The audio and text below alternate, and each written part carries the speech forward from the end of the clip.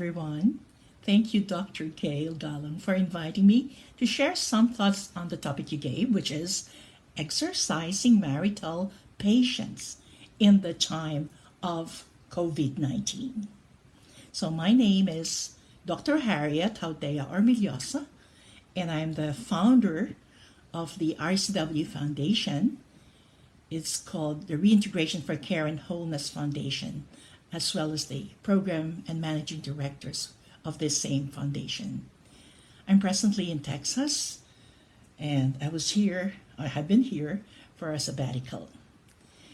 Now, going back to the topic, exercising marital patience in the time of COVID. So it seems that it presumes that there will definitely be a challenge to the patience of parents or husbands and wives during this particular difficult time. So let's just dip into it right now.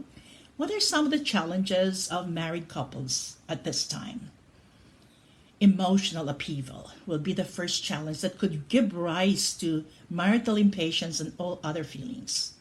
So in this emotional upheaval, the sense of being overwhelmed is going to be really, very, very much felt by both mother and father. Mental emotional overload. They will be so problematic at this time. They'll be wondering how they could take care of the children, take care of the family, take care of themselves as well.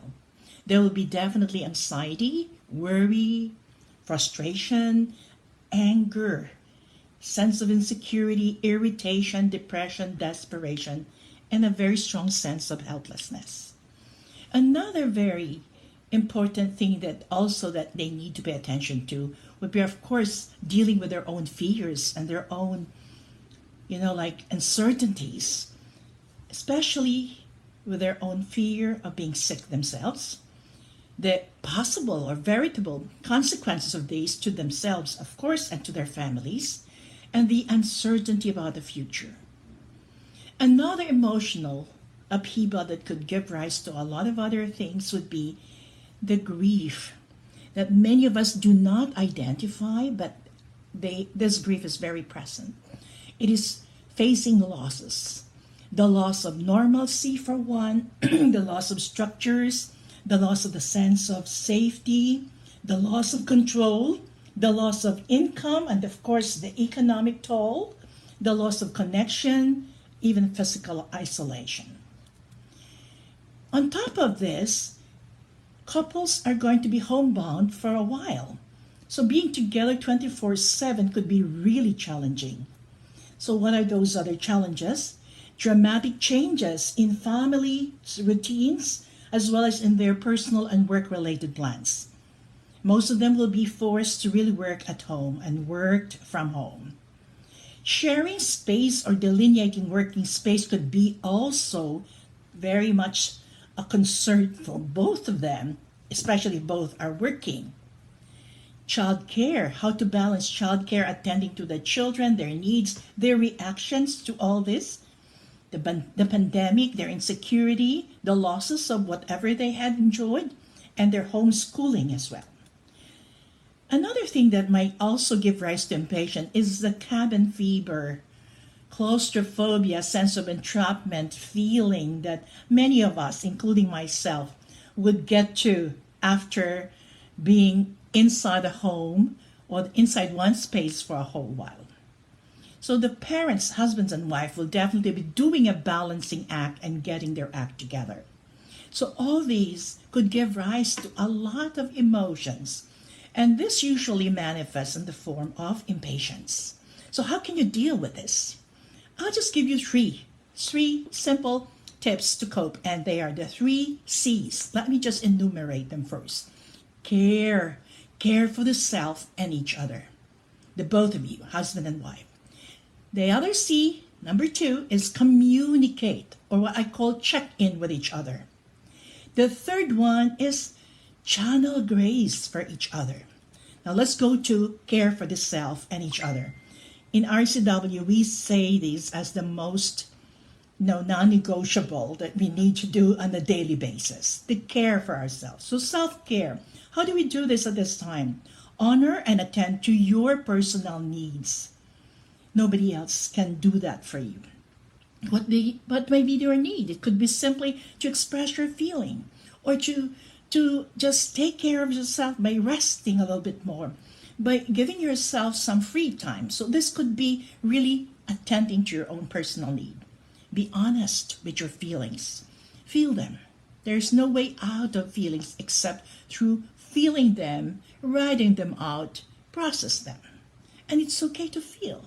These are abnormal times, and there will be a lot of these that you have to deal with. Also, honor your alone time. It's so important that you can nurture your body, your mind, your heart, your spirit. It could be as simple as just a longer bath or shower. It could be just like drinking your own coffee somewhere else where you could just relax and not think of any other thing. And it could be just a prayer time. It could be just reflecting or attending Mass on TV. And most importantly, practice self-compassion. This is so important. The first person that needs our own compassion, our own forgiveness many times is ourselves. How about spousal care? So care for self and each other.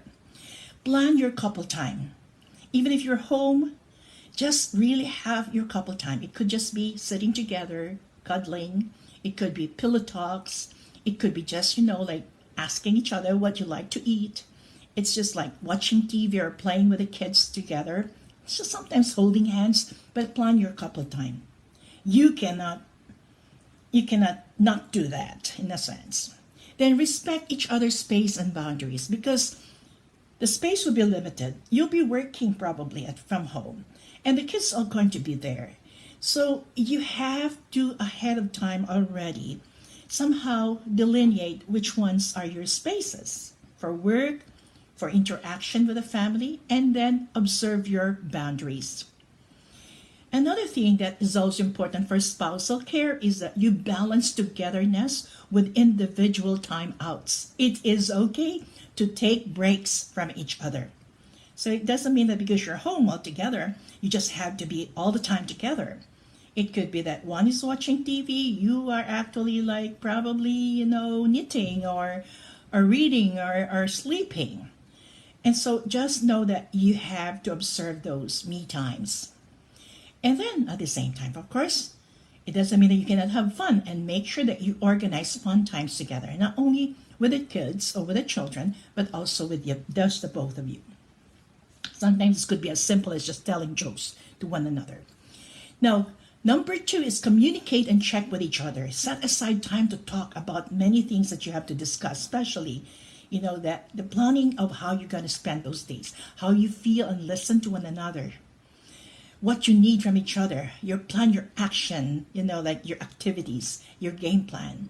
How would you negotiate conflicts? Whatever disagreement there may be, anticipate those things and give yourself structures and guidelines on this. Another thing that you can also do is like you agree on priorities, what you have to talk about these things, what you consider negotiable and what are not. Check with each other regularly. Validate and support one another. Ask each other support. Observe higher acceptance and lower expectations. If you have to stock up on things, not only like shopping list or whatever food or other stuff, stock up on compassion as well for both yourself and each other. And express love and affection verbally and non-verbally. This should be non-negotiable for you. I know for couples who really are struggling already yet before COVID happened, this might really be more challenging, but make a truce just to be able to take care of each other at this point. The third is channel grace for each other. Strengthen each other's faith, pray together, pray for each other, and this is something new. Pray to each other. What would you want the other person to be able to respond to you as a prayer? Maintain positivity and avoid stressful situations or topics. And this you can do together too, in your own sharing. Find meaning in the events. Look at the silver linings of all of this. And give positive feedback and affirm one another. And be grateful for what we have, for what you both have, with an attitude of gratitude. Also, what could happen if this, of course, like happens to you, that you are very sure that after navigating this critical times, you probably will grow, not only personally but together. Your harmony will probably like increase, your own appreciation of each other, your understanding of what is happening in your life. You might have even stronger faith together. You'll appreciate each other more and more. You'll be much more probably like focused on what really are dearest values. And you'll be open to change even your own paradigms.